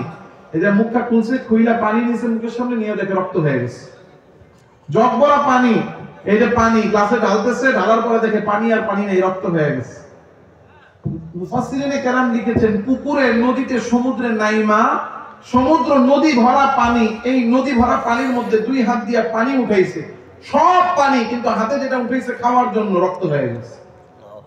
দৌড়ায় গেছে মুসা, তাড়াতাড়ি রক্তের আযাব বন্ধ করতে বলো। তুমি ঈমান আনো। আনবো না। আল্লাহ তাআলা এই আযাবও ঈমান আনবে, আল্লাহ উঠাইয়া দিয়েছে। কিন্তু ঈমান না এনে এবার বলতেছে একটার পর একটা আসতেই আছে, আসতেই আছে, আসতেই আছে। এইভাবে কতদিন কি করা যায়? পাশেতে বুদ্ধি দিছে মহামান্য ফেরাউন, মাথা নাই তাইলে ব্যথা হয়। মুসা আছে তাই মুসার খোদা খালি আযাব পাঠায়, মুসা থাকবো না, মুসার খোদাও থাকবো না। নাউজুবিল্লাহ বলবেন না? ফেরাউন তাহলে কি করবো? মারেন। কেমনে? গোপনে চুপে চাপে যায় মেরে ফেলবেন, সব বনি ইসরাইল শুদ্ধ সাবার করে দিবে। ফেরাউন গোপনে বের হয়ে গেছে, কেউ জানে না, কেউ জানে না। সবাই না জানলেও জানেন কে? আল্লাহ। আল্লাহ ডাক দিয়ে বলেন মুসা, তোমাকে মারার জন্য বাহিনী নিয়ে ফেরাউন আসে, তাড়াতাড়ি মিশর ছেড়ে চলে যাও। হযরত মুসা আলাইহিস সালাম মিশর থেকে বের হওয়ার জন্য বনি ইসরাইলকে সাথে নিয়ে রওনা হয়ে গেছেন। খবর চলে গেছে ফেরাউনের কানের মধ্যে, ফির মুসা তো চলে যায়। যেই রাস্তায় যায় ওই রাস্তায় মুসারে ধাওয়া করো। হযরত মুসা সামনে চলে যান, পিছনে ফেরাউন ধাওয়া করতেছে। হযরত মুসা তাড়াতাড়ি চলতে চলতে চলতে চলতে মিশরের একেবারে নদীর প্রান্তে সমুদ্রের পাড়ে এসে হাজির। রাস্তা শেষ, এখানে সামনে নদী, যাওয়ার উপায় নাই, নামলে এই নদীর উত্তাল ঢেউয়ের মধ্যে ডুবে মরতে হবে। পিছনে তাকিয়ে দেখেন রাস্তার মধ্যে ফেরাউন আসতেছে। পিছনে গেলে ফেরাউন ধইরা ধইরা কচু কাটা করবে। সামনেও রাস্তা নাই, পিছনেও রাস্তা নাই, যাবো কেমনে? যাওয়ার কোনো জায়গা নাই। কিন্তু যেখানে রাস্তা নাই সেখানেও রাস্তা বানিয়ে দিতে পারেন কে? ওয়া মান ইয়াত্তাকিল্লাহা ইয়াজআল লাহু মাখরাজা।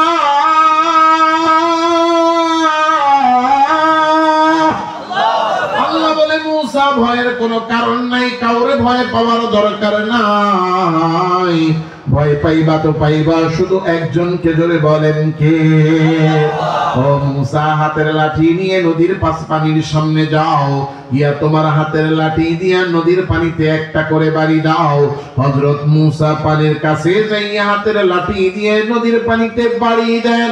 একটা করে বাড়ি মারেন আর নদীর পানি দুই দিকে সইরা একেবারে বরফের মতো জৈমা স্থির হইয়া নদীর মাঝখান দিয়ে হযরত মুসার জন্য রাস্তা হয়ে যায়।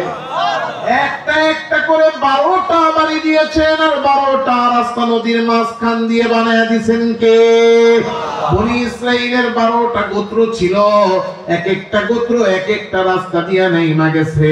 চলতে চলতে চলতে চলতে হযরত মুসা বনি ইসরাইলকে নিয়ে নদীর মাঝখানে, ঠিক ওই সময় ফেরাউন তার বাহিনী নিয়ে নদীর পারে। মুসা মাঝখানে, ফেরাউন নদীর পারে। আইসা দেখে রাস্তা। ফেরাউনের চাল্লিরা ডাক দিয়ে বলে, মহামান্য ফেরাউন, আপনি এসেছেন তাই নদীর মাঝখানে রাস্তা হয়েছে। এমন তেলবাজ আছে না নেই? জোরে কোন আছে না নেই? আরো জোরে বলেন আছে না নেই? এই তেলবাজরা এখনো নির্বাচনই হয় নাই, কিন্তু কতজন এমপি বানায় ফেলাইছে। কথা হয় না?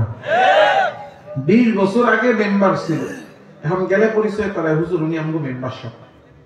আমি বললাম যে আপনি কবে ছিলেন? হুজুর ছিলাম তো এই যে 95 থেকে 2000, 2005 থেকে 10। ওই হিসেবে বলা যায়, কিন্তু এমন ভাবে পরিচয় দেয় যে উনি মনে হয় রানিং মেম্বার। আবার এখনো পর্যন্ত নমিনেশনও পায় নাই। হ্যাঁ কয় কি এমপি সাহেব। কথা কয় না।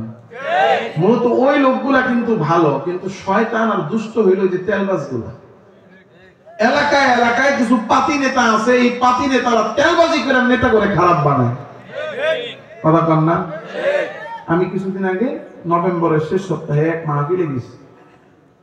এগুলা বলতেছি, যারা পাতি নেতা আছেন এরা ভাববেন না আপনারা শত্রু মনে করে বলতেছি। এগুলো বলার কারণ হলো আমাদের পরিবর্তন দরকার। আপনি যদি নিজেকে পরিবর্তন না করেন, তাইলে অতীতের দিকে তাকায়া দেখেন যে একই কাজ করে অন্যরা যে শাস্তি পাইছে, আল্লাহ তাআলা আপনি যদি ওই কাজই করেন, আপনার জন্য যে আপনি স্পেশাল কেউ তা না। কথা কয় না? আল্লাহ তাআলার নিজামই এটা, আল্লাহর নিয়মই এটা। একটা অপরাধ করে এই ভাই যে শাস্তি পাবে, আমি করলে আল্লাহ আমাকে সেই শাস্তি দিবেই। এজন্য তেলবাজি, ধান্দাবাজি আর হলো পেট নীতি, এগুলো আমাদেরকে ছাড়তে হবে। দুর্নীতি, পেট নীতি, ধান্দাবাজি, চান্দাবাজি সব ছাড়তে হবে। আপনারা কথা কন না কে? আমি বুঝলাম না, আপনারা কি ওই দলের লোক নাকি? তাহলে একেবারে বিলায়ের মতো মুখের বয়ে রয়েছেন। কোন জায়গায় চিৎকার দিতে হয় এটাও বুঝেন না, এই যে আওয়াজ কোথায় দিতে হয় এটা বুঝেন না। এই জন্যই ধান্দাবাজরা এসব চান্দাবাজি করার সুযোগ পায়। এই সমস্ত চোরের বিরুদ্ধে, ধান্দাবাজ চাঁদাবাজের বিরুদ্ধে যখন কথা হবে, তখন এমন ভাবে সমর্থন দিবেন, আশেপাশে থাকলে ওদের কলিজাটা যেন কেঁপে যায়। এখন থেকে আওয়াজ এত জোরে দিবেন যাতে যদি কেউ, যেই দল ক্ষমতায় ভবিষ্যতে আসবে, তারা যেন মাহফিলের চেয়ারে যদি আসে, আশেপাশে ভেটো দিবে দূরের কথা, মুখটা যেন চোরের মতো, মুখটার বন্ধ করে যেন কথা শুনে যায়, কোনো জবাব দেওয়ার সাহস যেন না পায়। আওয়াজ দিতে পারবেন তো ইনশাআল্লাহ? মনে থাকে যেন এই কথা। হকের পক্ষে, ন্যায়ের পক্ষে, অন্যায়ের বিরুদ্ধে আমরা চুপ থাকি। অন্যায় করে কয়জন? একটা সমাজে অন্যায় করে 2, 4, 5 জন। অন্যায় সহ্য করি আমরা সবাই, জায়গা মতো যদি একটু আওয়াজ দেই, তাইলেই কিন্তু অন্যায় বন্ধ হয়ে যায়। এলাকার সবাই মিলে যদি, এলাকার সবাই একটা মসজিদের মধ্যে জুমার দিন নামাজ পড়ে, একটা মসজিদে 300 মুসল্লি নামাজ পড়ে, এই 300 মুসল্লি এক হয়ে যদি বলে ইমাম সাহেবকে, হুজুর এই সপ্তাহে চাঁদাবাজির বিরুদ্ধে বয়ান করবে, ইমাম সাহেব শুধু নরম ভাবে বলবে চাঁদাবাজি করা নাজায়েজ, হারাম। তখন যদি একজন দাঁড়ায় কয় এই এলাকায় আর কেউ চাঁদাবাজি করতে পারবে না, সবাই একমত, সবাই বলে একমত, ওরা আওয়াজ দেন না কেন? তাহলে এই খবর চাঁদাবাজের কানে যাবে না? যাবে। আর এই সামনে আমাদের এই বাজারে যে চাঁদাবাজি করতে আসবে, যে যেই দলের নেতাই হোক, সবাই তার বিরুদ্ধে আছে। আছে না নাই? আছে। এখনই কোন না, আমি তো খালি শিখাইতেছি, ফ্যানে আওয়াজ বাইরে না, জায়গা মতো তো আপনার প্যান ভিজে গেছে।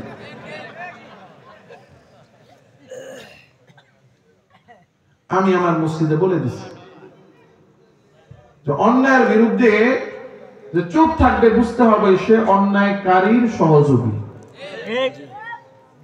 কিছু লোক আছে মানে পিতলা সুশীল আছে না, পিতলা সুশীল দেখবেন মাহফিল থেকে বের হয়ে করবো, হুজুরের রেডি কমানোর দরকারটা কি? কথা হয় না? বের হয়ে করবো, হুজুর রেডি না করলি তুই তো।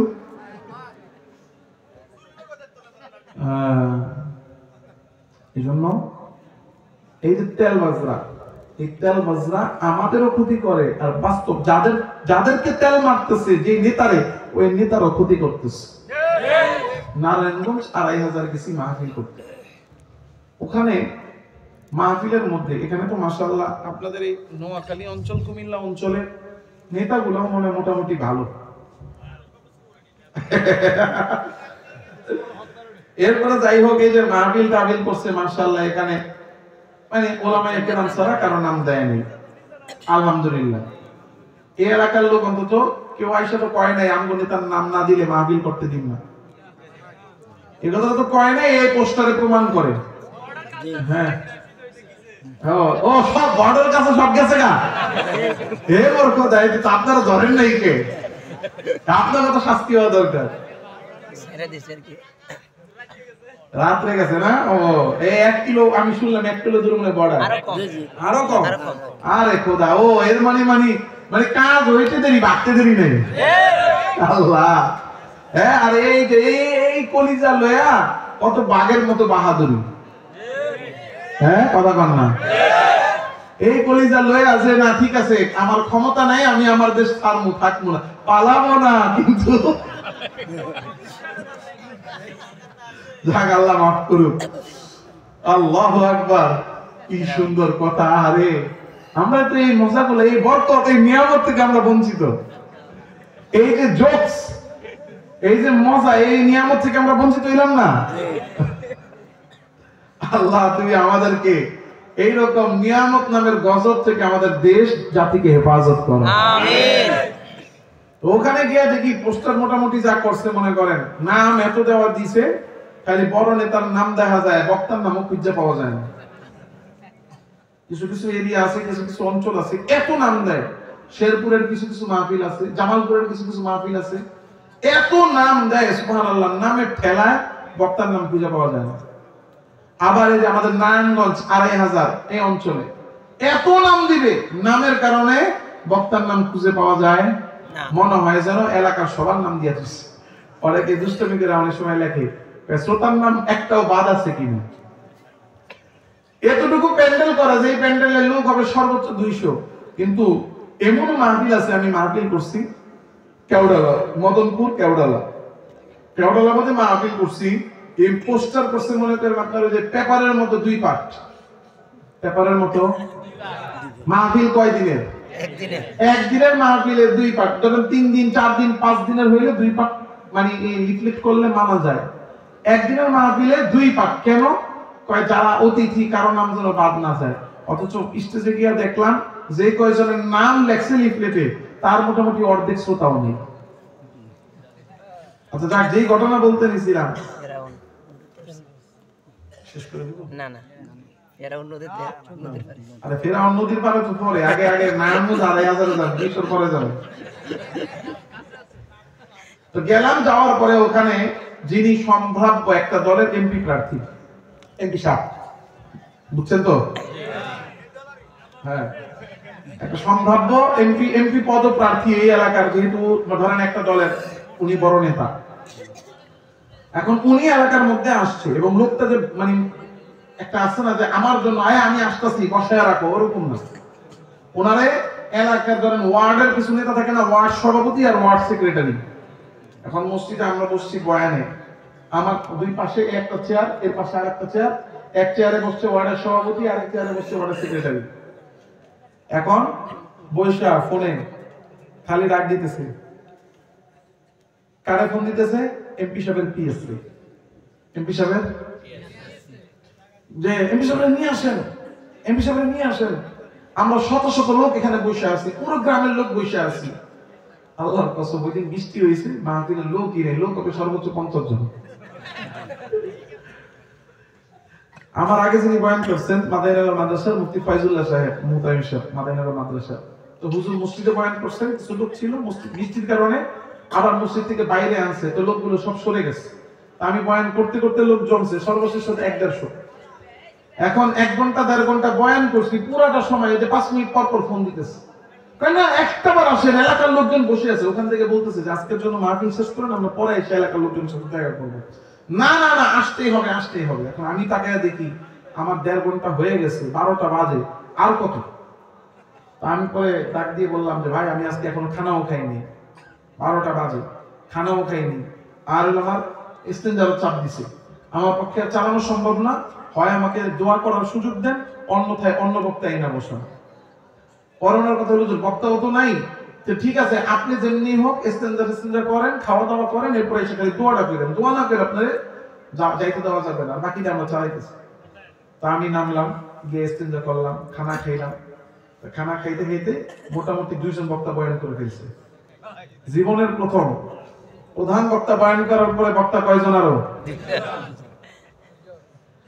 মানে যারা দাওয়াতি কোনো মেহমান না। আবার এই 2 জনের মধ্যে একজন বক্তা এমন বক্তা হিসেবে ওই দিনই তার জন্ম হয়েছে, মানে এর আগে জীবনে সে কোনোদিনও মাহফিলে বয়ান করেনি। বেচারা বৈশা সুর দিতেছে, আমার পাশে একজন কইতেছে আরে বেচারা টান দেয় গুলিস্তান চলে যায় পাকিস্তান। তো এমন একজনের বসাইছে, উনি 20-25 মিনিট বয়ান করতে করতে আরেকজন পাশের একজন ইমাম সাহেব ডেকে আনছে, উনি আইনা খুতবা পড়ছে 15 মিনিট, জিকির আজকার করতেছে, মোটামুটি 1:15 বাজে। আমি বললাম যে একটু ভালো জিকির ঠিকির করতেছে, ভালো সুরের হুজুর আনছেন, আমার এবার বিদায় দেন। আমার বিদায় দিছে, আমি বের হইয়া একটু সামনে গেলাম, মানে রোডে উঠছি, আর দেখি এমপি সাহেব আসছে, 4টা 5টা 6টা গাড়ি নিয়ে আসছে। আমি মনে মনে কই হাই রে হাই, এমপি সাহেব যে কয়টা লোক নিয়ে আসছে সাথে কইরা, ওই কয়টা লোক তো প্যান্ডেলে নেই। এখন পাতি নেতারা যখন দেখছে আমি উঠছি আমার সাথে লোক উঠে গেছে, এখন মানুষকে গালাগালি শুরু করছে, এই এলাকাবাসী এমপি সাহেব আসতেছে আপনাদের জন্য, আপনারা কেউ নাই, এটা কি হইল? মাইকি মানুষরা ডাকতেছে। তাহলে এই যে এমপি সাহেবকে কেন এত, আপনি দেখতেছেন বৃষ্টির কারণে লোক নাই, উনি না করতেছে, 12টা প্লাস হয়ে গেছে, অপারগতা প্রকাশ করতেছে, লোক বসে আছে, সবাই বসে আছে, এই মিথ্যা কথা বলে আশ্বাস দিয়ে তাকে আনতেছেন। উদ্দেশ্য কি? উদ্দেশ্য হইল নেতার কাছে ভালো হওয়া, তারে বুঝানো যে আমি আপনার একনিষ্ঠ কর্মী, যাতে উনি এমপি হইলে যাতে অবৈধ এবং যেটা অনৈতিক, সে অনৈতিক কাজগুলো যেন মহল্লার মধ্যে করা সহজ হয়। কথা বলেন না কেন? বুঝলাম না। এই শয়তানি খেলে আমরাই বুঝি, আপনারা কিচ্ছু বুঝেন না। ঠিক করার সময় কোন জায়গায় ঠিক দিতে হবে এটাও বুঝেন না। জোরে কর না কেন? ঠিকই বলছে সোনামণি নতুন। আল্লাহ আপনি বুঝ দান করেন। আমিন। আমিন বল, জোরে করেন না রে বেটা। হে পোলা পাইন, তবে কিন্তু যে শেষে প্যাকেট বন্ধ আছে, জোরে আমিন কস না বেটা। খাওয়ায় আইন না আমিন কয় না, একটা যেটা বান দাও। আল্লাহু আকবার। আমি শেষ করতেছি আর 5 মিনিটের মধ্যে। যেই জায়গা আমার পয়েন্ট, ওই জায়গায় যে ফেরাউনের সমস্ত চাল্লিরা যে ফেরাউনকে পানপট্টি দিয়া তেলবাজি করছে, এই কথাটা ফেরাউন কি বুঝে নাই? বুঝে। তেলবাজেরাই সব ডুবাইলো। আঙ্গু দেশেও দেখবেন তেলবাজেরা সব ডুবাইলো। কারণ যখন কিনা হাজার হাজার মানুষ মরতেছে, সারা দেশের মানুষ যে রাজনীতি করে, যে করে না, যে পছন্দ করে না, সর্বশ্রেণীর মানুষ উপর থেকে নিচ পর্যন্ত সবাই যে কাজটাকে ঘৃণা করতেছে, এই কথাটা কি যারে ঘৃণা করতেছে তার কান পর্যন্ত কেউ পৌঁছায় নাই? না, পৌঁছায় নাই। বাস্তবতা হলো পৌঁছাই নেই। কারণ আশেপাশে ডুবার আগ পর্যন্ত মনে রাখবেন যে জালেম, সে ডুবার আগ পর্যন্ত তার আশেপাশে থাকা তেলবাজেরা তেলবাজি ছাড়তে পারে না। এটা জ্বলন্ত প্রমাণ হলো ফেরাউন। কারণ ওরা সবাই এসে দেখছে রাস্তা হয়ে গেছে মুসার জন্য, অর্ধেক পার হয়ে গেছে, তখনও বলতেছে মহামান্য ফেরাউন রাস্তা আপনার জন্য হয়েছে। রাস্তা কি ফেরাউনের জন্য না মুসার জন্য?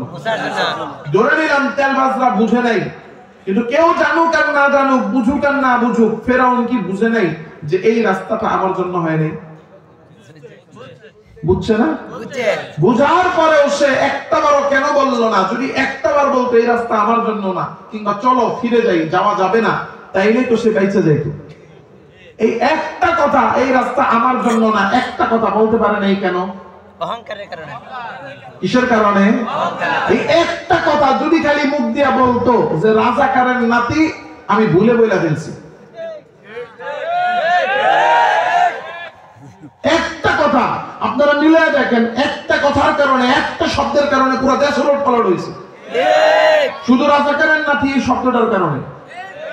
আর ওই যে একটু আগে কইলাম দুবাই তারা, এই যে রাজাকারের নাতি, সে কিন্তু আসলে বাস্তবতা আপনি নিরপেক্ষভাবে যদি চিন্তা করেন, আপনি পুরো কথাটা শুনে দেখেন, সাবেক মাননীয় প্রধানমন্ত্রী যে এই কি রাজাকারের নাতি বলছে, এটা কিন্তু আসলে সবাই মিন করে বলে নাই। তেলবাজ সাংবাদিক ওই সুরার করে সুরারে খুঁজে বাইর করা দরকার। যারা সাবেক সরকারে ছিলেন, আপনারা যাই না রাখেন, আপনাদের সবচেয়ে বড় দুশ্মন, আপনাদের পতনের মূল কারণ হইল ওই তেলবাজ সাংবাদিক। ওই সোরায় এমন ভাবে প্রশ্ন করছে, অপশনই দিছে দুইটা, প্রশ্নটাই করছে এমন ভাবে যে সে এমন উত্তর দিতে বাধ্য ছিল। কিন্তু যা কর কয়ে আলাইছি, পরে যদি শুধু বলতো যে আসলে কথাটা আমি ভুলে বলছি, ভুলে হয়ে গেছে, একটা কথা যদি বলতো তাহলে কিন্তু সব সমাধান হয়ে যেত। হ্যাঁ, উল্টা আরো একজন বলছে, আরো 2-4 জন আইসা, ওই যে আগুন জ্বলছে, আগুনের মধ্যে এসে আরো কি কেরোসিন ঢালছে। ফেরাউনের সেম ওই জায়গায় যদি খালি বলতো এই রাস্তা আমার জন্য হয়নি, তাহলে কিন্তু ডুবা লাগতো না। উল্টা আরো হ্যাঁ এই রাস্তা আমার জন্য, যাও নামো। আল্লাহ করে ওয়াজাওয়াজনা বিবানি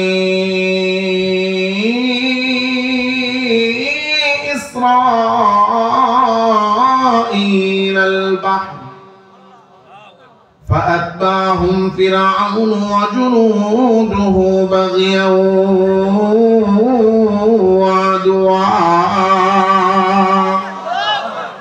আল্লাহ বলেন আমি আমার মূসাকে নদী পার করাইলাম। চলতে চলতে হযরত মূসা যখন নদীর মাঝখানে আসছে তখন ফিরাউন আইসা হাজির। আইসা দেখতেছে রাস্তা, তো অহংকার দেখাইয়া ফিরাউনও পানি নিয়ে নাইমা গেল। আল্লাহ বলেন আমি আল্লাহ ছাড় দিছি, কিন্তু আর এবার ছাড়বো না। হযরত মূসারে আল্লাহ পার করে অপর প্রান্তে যখন নিয়ে গেলেন, ফিরাউন তখন চলতে চলতে মাঝখানে। আমার আল্লাহ ডাক দিয়ে বলেন, ও নদীর পানি আর স্থির থাকা লাগবে না, অস্থির আর প্রবাহমান হইয়া যাও। হযরত মূসা আলাইহিস সালাতু ওয়াস সালামকে বাঁচাইয়া আল্লাহ নদীর পানিরে প্রবাহমান হইতে বললেন, আর নদীর পানি প্রবাহমান হইয়া ঢেউ উঠানো শুরু করে দিল। ফিরাউন তার গোষ্ঠী নিয়ে ওই পানির মধ্যে ডুইবা মরল। অহংকারীকে আমার আল্লাহ ভালোবাসেন না, অহংকারীকে আমার আল্লাহ পছন্দ করেন না। তাই অহংকারের কারণে পতন অনিবার্য। আপনি মনে মনে ভাবতেছেন আমার সব দিক দিয়েই তো ক্ষমতা আছে, কিন্তু কখন কোন জিনিস দিয়ে কিভাবে পতন আল্লাহ ঘটাবেন আপনি কল্পনাও করতে পারবেন না। এজন্য দেখেন না, বক্তব্য দিছে দেখতে দেখতে 15 বছর, এখন আরো 5 বছর, মানুষ বাঁচে কত বছর? এই কথাটা ভিতরে অহংকার আছে না নাই? আছে। এই কথাটার ভিতরে অহংকার আছে না নাই? আছে। কল্পনাও করে নাই যে এইভাবে আমি ক্ষমতায় আসবো, আমারটা চলে যাবে, কল্পনাও করে নাই। এটাই প্রমাণ করে আল্লাহ ধরেন না। আল্লাহ ধরলে বাঁচার কোন রাস্তা থাকে না।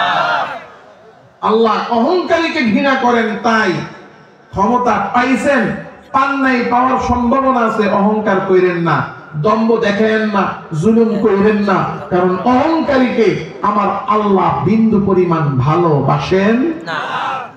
আল্লাহ অহংকারী ফিরাউনকে ঘৃণা করছেন, ভালোবাসেন নাই। আল্লাহ ডুবায় মারছেন। ফিরাউন ইবলিসকে আল্লাহ কয়টা শাস্তি দিছে?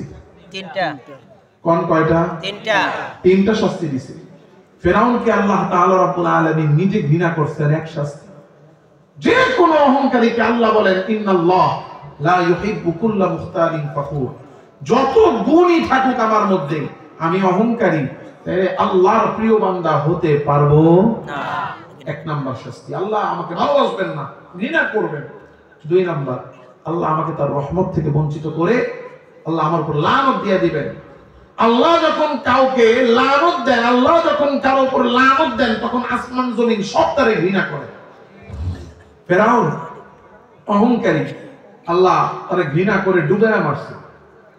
ডুবায়া মারার পরে আল্লাহ ফিরাউনের উপর লানত দিছে। লানতের আলামত কি? আল্লাহ তাআলা রাব্বুল আলামিন লানত দেওয়ার কারণে ফিরাউনের শরীরটা পানির মধ্যে শত শত বছর ডুবে ছিল, পানি ফিরাউনের শরীর খায় নাই, কারণ পানিও ফিরাউনকে ঘৃণা করছে। মাটি সব খেয়ে শেষ করে দেয়, ফিরাউনের শরীর মাটি খায় নাই, মাটিও ফিরাউনকে ঘৃণা করে। পৃথিবীর আস্তিক নাস্তিক মিলে 800 কোটি মানুষ প্রায় আছে। কুত্তার নামের সাথে মিলে বাচ্চার নাম রাখে, কথা কন না? বিলায়ের নামের সাথে মিলে বাচ্চার নাম রাখে।